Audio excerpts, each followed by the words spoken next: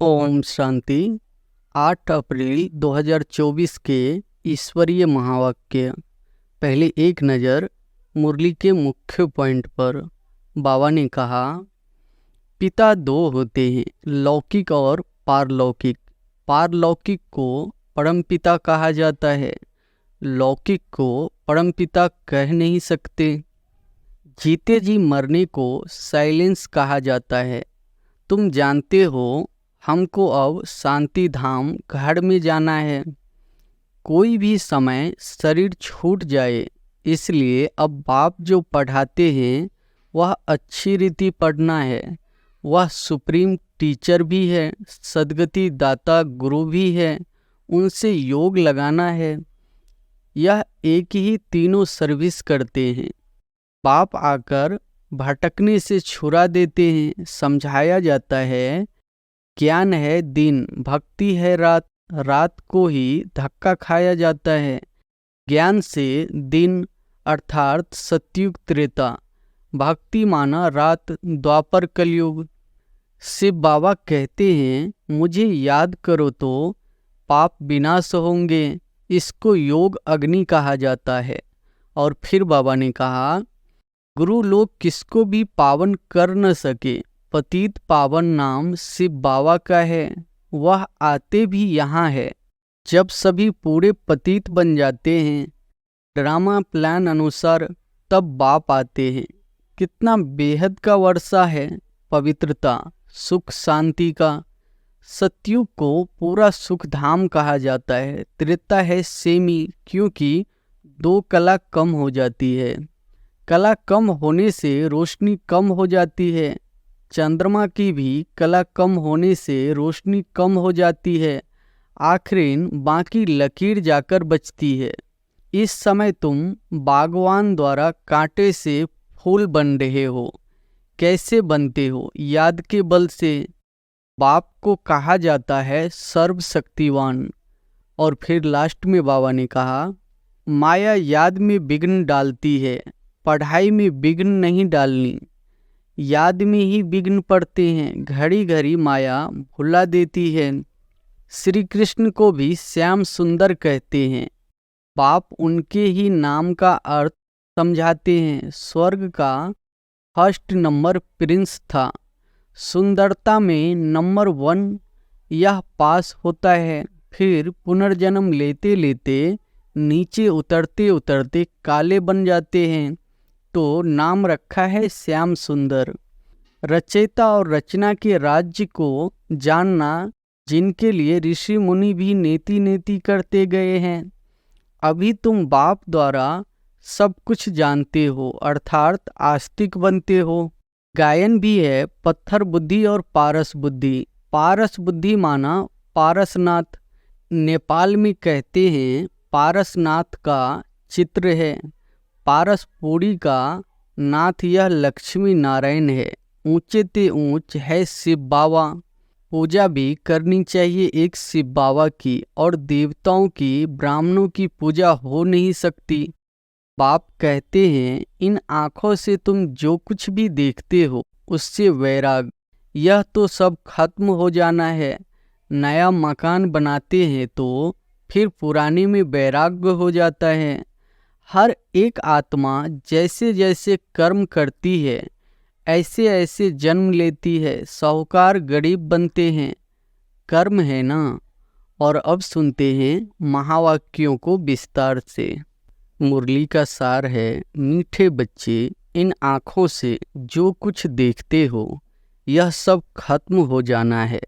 इसलिए इससे बेहद का वैराग बाप तुम्हारे लिए नई दुनिया बना रहे हैं। प्रश्न है, तुम बच्चों की साइलेंस में कौन सा रहस्य समाया हुआ है? उत्तर है, जब तुम साइलेंस में बैठते हो तो शांति धाम को याद करते हो। तुम जानते हो साइलेंस माना जीते जी मरना। यहाँ बाप तुम्हें सद्गुरु के रूप में साइलेंस रहना सिखाते हैं। तुम साइलेंस में रह अपने विकर्मों को दग्ध करते हो। तुम्हें ज्ञान है कि अब घर जाना है। दूसरे सत्संगों में शांति में बैठते हैं, लेकिन उन्हें शांति धाम का ज्ञान नहीं है। ओम शांति। मीठे मीठे सिकी लधे रूहानी बच्चों प्रति शिव बाबा बोल रहे हैं। गीता में है श्री कृष्ण बोले, लेकिन है शिव बाबा बोले। श्री कृष्ण को बाबा नहीं कह सकते। भारतवासियों को मालूम है कि पिता दो होते हैं, लौकिक और पारलौकिक। पारलौकिक को परमपिता कहा जाता है, लौकिक को परमपिता कह नहीं सकते। तुमको कोई लौकिक पिता नहीं समझाते हैं, पारलौकिक बाप पारलौकिक बच्चों को समझाते हैं। पहले पहले तुम जानते हो शांति धाम, जिसको तुम मुक्ति धाम, निर्वाण धाम व वानप्रस्थ भी कहते हो। अब बाप कहते हैं, बच्चे अब जाना है शांति धाम। सिर्फ उनको ही कहा जाता है टावर ऑफ साइलेंस। यहाँ बैठे हुए पहले पहले शांति में बैठना है। कोई सत्संग में पहले पहले शांति में बैठते हैं, परंतु उन्हों को शांति धाम का ज्ञान नहीं है। बच्चे जानते हैं हम आत्माओं को इस पुराने शरीर को छोड़ घर जाना है। कोई भी समय शरीर छूट जाए, इसलिए अब बाप जो पढ़ाते हैं वह अच्छी रीति पढ़ना है। वह सुप्रीम टीचर भी है, सतगुरु दाता गुरु भी है, उनसे योग लगाना है।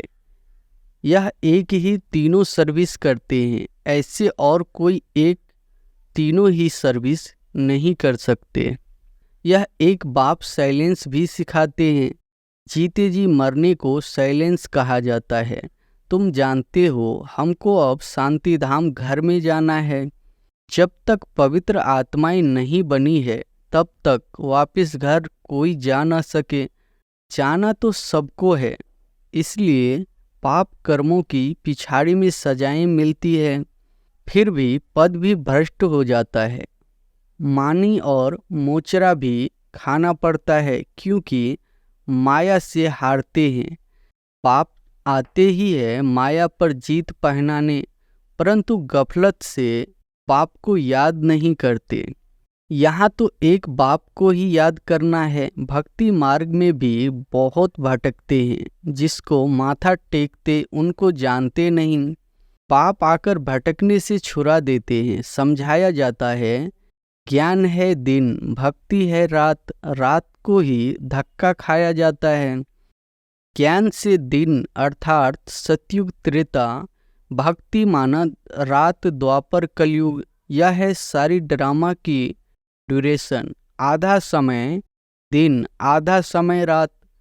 प्रजापिता ब्रह्मा कुमार कुमारियों का दिन और रात, यह बेहद की बात है। बेहद का बाप बेहद के संगम पर आते हैं, इसलिए कहा जाता है शिवरात्रि। मनुष्य यह नहीं समझते कि शिवरात्रि किसको कहा जाता है। तुम्हारे सिवाय एक भी शिवरात्रि के महत्व को नहीं जानता, क्योंकि यह है बीच, जब रात पूरी हो दिन शुरू होता है। इसको कहा जाता है पुरुषोत्तम संगम युग, पुरानी दुनिया और नई दुनिया का बीच। बाप आते ही है पुरुषोत्तम संगम युगे युगे। ऐसे नहीं युगे युगे सतयुग, त्रेता का संगम उसे भी संगम युग कह देते हैं। बाप कहते हैं यह भूल है।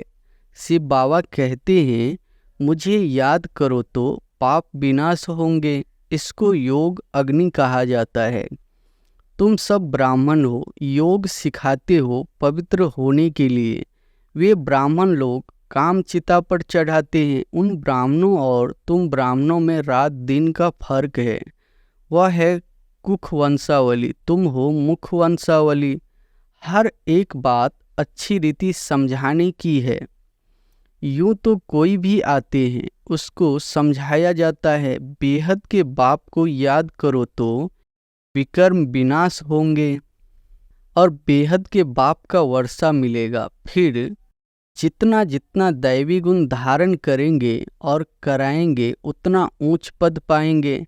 बाप आते ही है पतितों को पावन बनाने, तो तुमको भी यह सर्विस करनी है। पतित तो सभी है, गुरु लोग किसको भी पावन कर न सके। पतित पावन नाम से बाबा का है। वह आते भी यहाँ है जब सभी पूरे पतित बन जाते हैं ड्रामा के प्लान अनुसार, तब बाप आते हैं। पहले पहले तो बच्चों को अल्प समझाते हैं। मुझे याद करो, तुम कहते हो ना वह पतित पावन है। रूहानी बाप को कहा जाता है पतित पावन। कहते हैं हे भगवान अथवा हे बाबा, परंतु परिचय किसको भी नहीं। अभी तुम संगम वासियों को परिचय मिला है, वह है नरकवासी। तुम नरकवासी नहीं हो। हाँ, अगर कोई हार खाता है तो एकदम गिर पड़ते हैं कि कमाई चट हो जाती है। मूल बात है पतित से पावन होने की।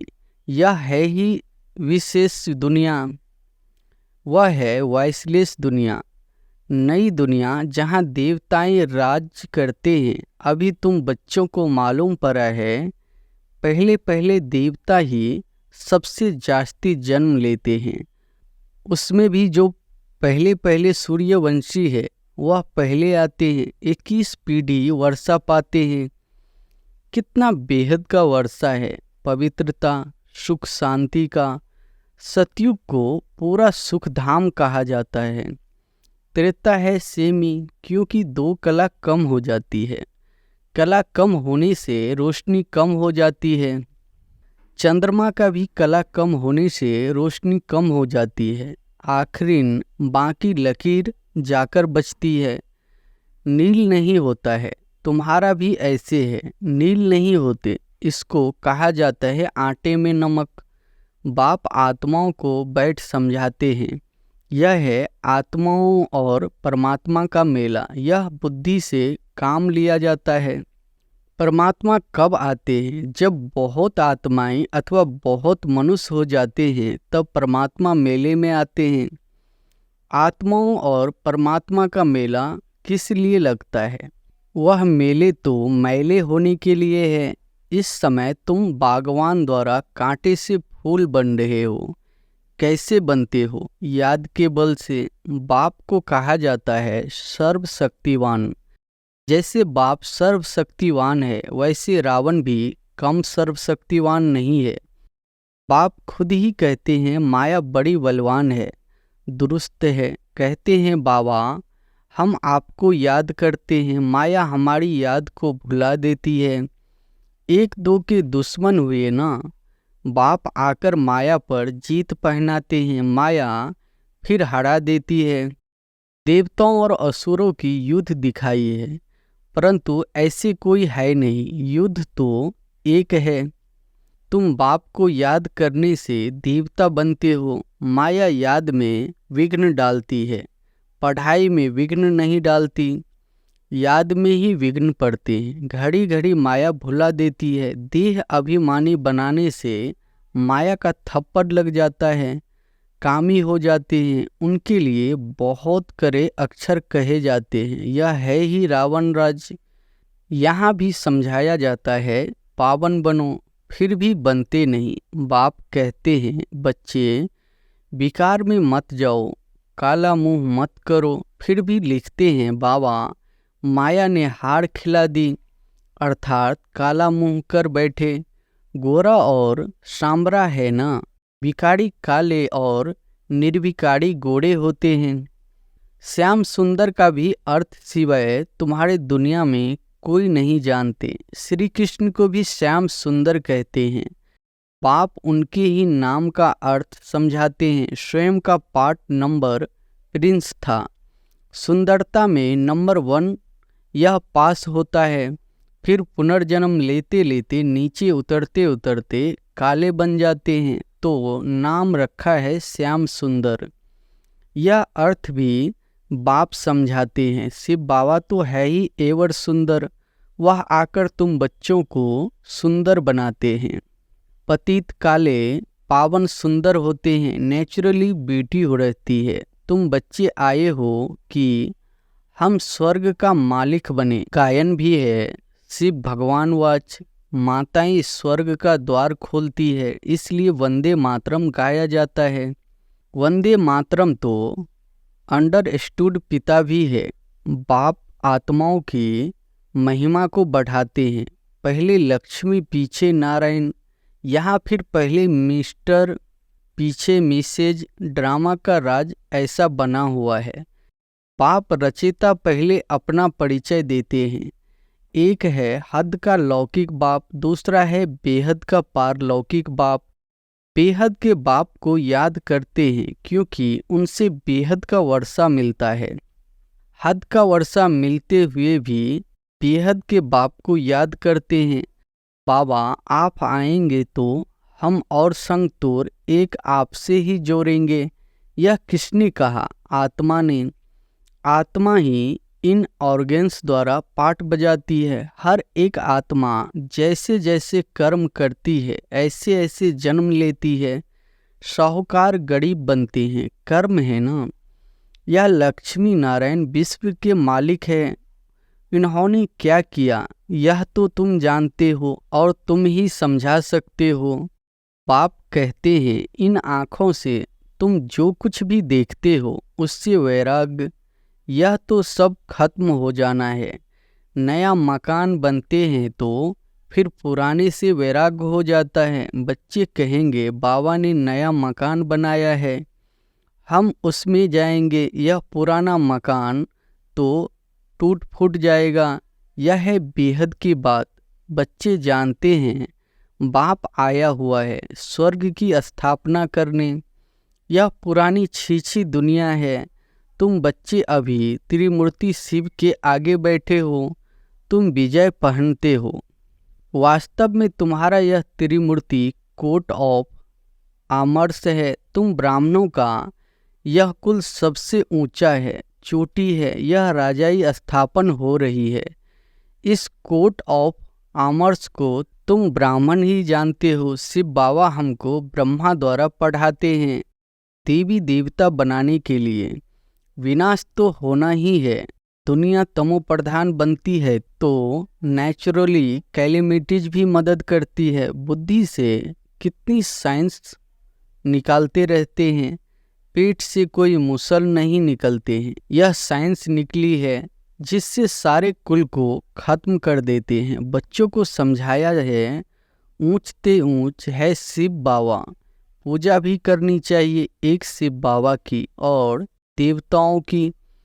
ब्राह्मणों की पूजा हो नहीं सकती क्योंकि तुम्हारी आत्मा भल पवित्र है लेकिन शरीर तो पवित्र नहीं है, इसलिए पूजन लायक नहीं हो सकते। महिमा लायक हो। जब फिर तुम देवता बनते हो तो आत्मा भी पवित्र, शरीर भी नया पवित्र मिलता है। इस समय तुम महिमा लायक हो। वंदे मातरम गाया जाता है। माताओं की सेना ने क्या किया? माताओं ने ही श्रीमत पर ज्ञान दिया है। माताएं सबको श्रीमत पर ज्ञान देती है। माताएं सबको ज्ञान अमृत पिलाती है। यथार्थ रीति तुम ही समझते हो। शास्त्रों में तो बहुत कहानियाँ लिखी हुई है, वह बैठकर सुनाते हैं। तुम सत सत करते रहते हो। तुम यह बैठकर सुनाओ तो सत सत कहेंगे, अभी तो तुम सत सत नहीं कहेंगे। मनुष्य तो ऐसे पत्थर बुद्धि है जो सत सत कहते रहते हैं। गायन भी है पत्थर बुद्धि और पारस बुद्धि। पारस बुद्धि माना पारसनाथ। नेपाल में कहते हैं पारसनाथ का चित्र है। पारसपुरी का नाथ यह लक्ष्मी नारायण है, उन्हों की डिनेस्टी है। अब मूल बात है रचयिता और रचना के राज्य को जानना, जिनके लिए ऋषि मुनि भी नीति नीति करते गए। अभी तुम बाप द्वारा सब कुछ जानते हो अर्थात आस्तिक बनते हो। माया रावण नास्तिक बनाती है। अच्छा, मीठे मीठे सिकी लदे बच्चों प्रति माता पिता बाप दादा का याद प्यार और गुड मॉर्निंग। रूहानी बाप की रूहानी बच्चों को नमस्ते। धारणा के लिए मुख्य सार पहली पॉइंट है, सदा स्मृति रहे कि हम ब्राह्मण मुख वंशावली ब्राह्मण है। हमारा सबसे ऊंच कुल है। हमें पवित्र बनना और बनाना है। पवित्र पावन बाप का मददगार बनना है।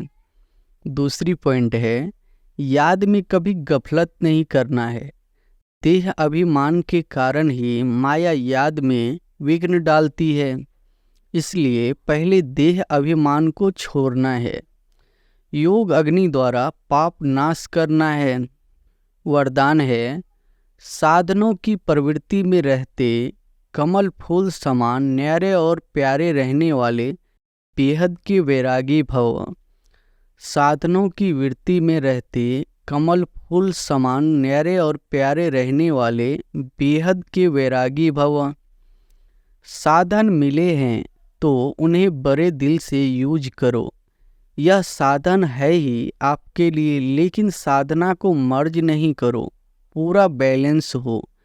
साधन बुरे नहीं है, साधन तो आपके कर्म का योग का फल है, लेकिन साधन की प्रवृत्ति में रहते कमल पुष्प समान न्यारे और बाप के प्यारे बनो। यूज करते हुए उन्हों के प्रभाव में नहीं आओ।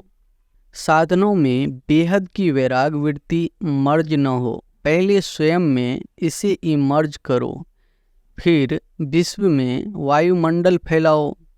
स्लोगन है, परेशान को अपनी शान में स्थित कर देना ही सबसे अच्छी सेवा है। परेशान को अपनी शान में स्थित कर देना ही सबसे अच्छी सेवा है। अच्छा, ओम शांति।